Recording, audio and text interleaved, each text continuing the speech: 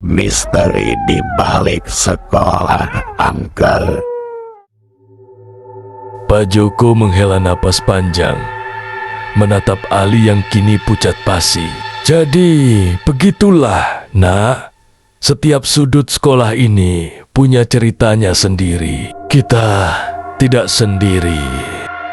Ada lagi cerita tentang seorang guru yang mengajar di sini dan meninggal dengan kondisi tragis. Begini ceritanya. Dia seorang guru olahraga, masih muda dan baru ditempatkan di sekolah ini. Namanya Pak Andri. Orangnya sangat supel dan santun. Banyak guru yang menaruh hormat kepadanya. Tapi entah mengapa, dia mulai terlihat murung setelah beberapa bulan mengajar di sini. Sering menyendiri, dan matanya selalu terlihat lelah. Suatu pagi, sekitar pukul 7 pagi, saat para guru dan siswa mulai berdatangan, kami dikejutkan oleh teriakan histeris dari salah satu guru perempuan. Pak Andri ditemukan tergantung di salah satu balok kayu penyangga atap di ruang guru. Dia ditemukan bunuh diri di sana. Rekan-rekan guru histeris melihat kejadian itu. Tidak ada yang tahu pasti alasannya. Ali, ada yang bilang dia depresi karena masalah pribadi. Ada juga yang bilang dia diganggu oleh arwah-arwah di sekolah ini. Sejak kejadian itu, ruang guru menjadi tempat yang lebih angker dari sebelumnya. Setelah kejadian itu, sering sekali terdengar suara desahan dan tangisan samar dari dalam ruang guru di malam hari. Kadang saya juga mencium bau anyir tali gantung di sekitar area itu. Cerita Pak Joko sambil meminum kopinya yang sudah dingin. Pernah suatu malam, sekitar pukul 12:30, saya sedang patroli di lorong depan ruang guru. Saya melihat bayangan hitam yang menggantung di tengah ruangan, bergoyang pelan. Meskipun tidak ada angin, bentuknya sangat mirip dengan siluet seseorang yang tergantung. Saya langsung merinding dan buru-buru pergi. Beberapa guru yang sering lembur juga pernah mengeluh. Mereka bilang, kadang saat sedang mengetik atau mengoreksi tugas, mereka merasa ada napas dingin di tengkuk mereka. Dan ketika menoleh, tidak ada siapa-siapa.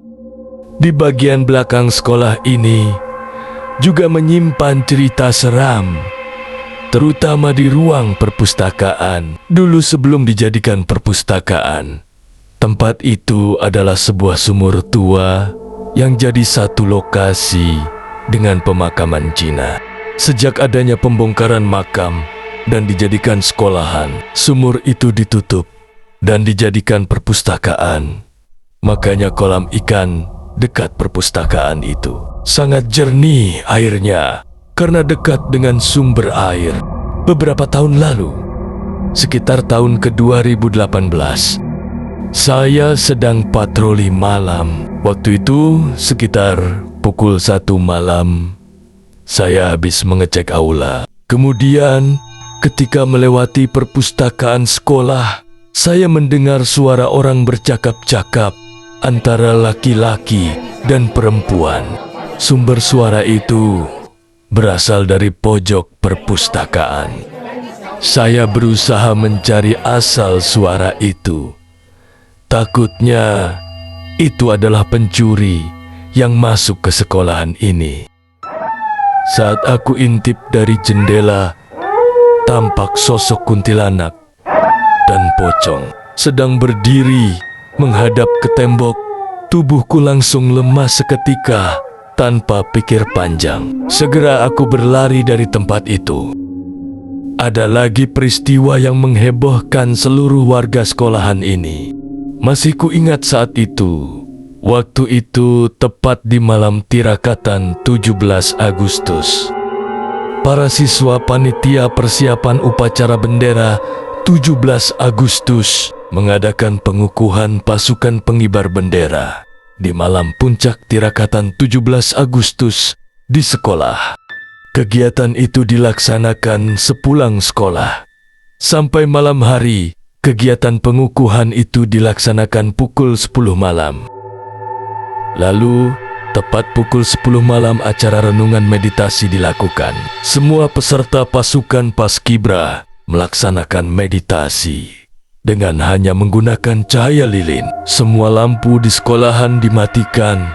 Kegiatan ini dilakukan di tengah lapangan sekolah. Tiba-tiba salah satu siswi peserta Paskibra terjatuh dan kejang-kejang serta bicaranya meracau tidak karuan dan matanya membelalak layaknya orang kesurupan. Tak lama berselang, para siswi anggota Paskibra tiba-tiba terjatuh dan mereka kejang-kejang karena kesurupan. Mereka berteriak-teriak, bicara mereka meracau. Bahkan ada juga yang menangis seperti orang ketakutan. Akhirnya ketua panitia Paskibra menemui pembinanya. Dan malam itu mereka mencari Pak Kiai untuk membantu menyadarkan teman-teman mereka. Tak lama berselang, datanglah Pak Kiai ke tempat di mana para siswi peserta Paskibra kesurupan. Saat Pak Kiai tersebut masuk ke tempat kejadian, beliau langsung beristighfar. Astagfirullah, astagfirullah, astagfirullah. Ada salah satu peserta Paskibra yang sulit disembuhkan. Saat Pak Kiai membacakan doa ruqyah, siswi tersebut berontak dan berteriak-teriak. Saya sendiri melihat dengan mata kepala sendiri bagaimana siswi itu berteriak dan mengaku bernama Indah. Kemudian, siswi itu meracau lagi kata-katanya. Tak lama kemudian, suara siswi itu berubah seperti suara nenek-nenek. Dan dia marah-marah sambil menunjuk ke arah aula, sambil berkata, "Jangan usik rumahku." Lalu Pak Kiai bertanya, "Siapa kamu? Mengapa kamu mengganggu anak ini? Apa salah dia?" "Akunya, Limbuk, kalian telah mengganggu dan mengusik ketenangan. Kalian harus pergi dari sini, atau anak ini akan ikut aku."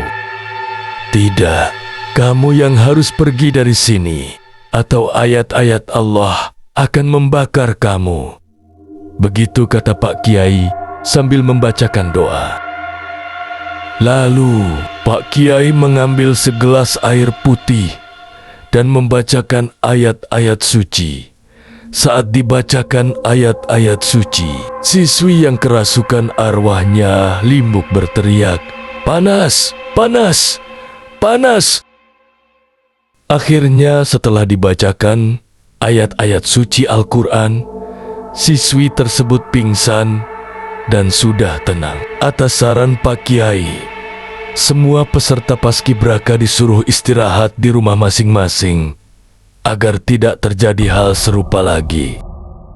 "Oh, jadi itulah kenapa sekarang kegiatan latihan Paskibra tidak boleh larut malam?" tanya Ali kepada Pak Joko.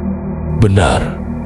Sejak kejadian itu, pihak sekolah melarang kegiatan latihan Paskibra tidak diperbolehkan sampai malam hari. Karena untuk mengantisipasi kejadian seperti itu terulang kembali." Begitu kata Pak Joko kepada Ali. "Dan kamu, Ali, ingatlah bahwa saat kita bekerja di malam hari, di sini kita tidak sendiri. Ada makhluk tak kasat mata juga ada di sini," kata Pak Joko. Dan saat mereka berdua berbincang-bincang, tiba-tiba, "Hah? Lampu mati. Jangan-jangan ada." "Aku ada di sini."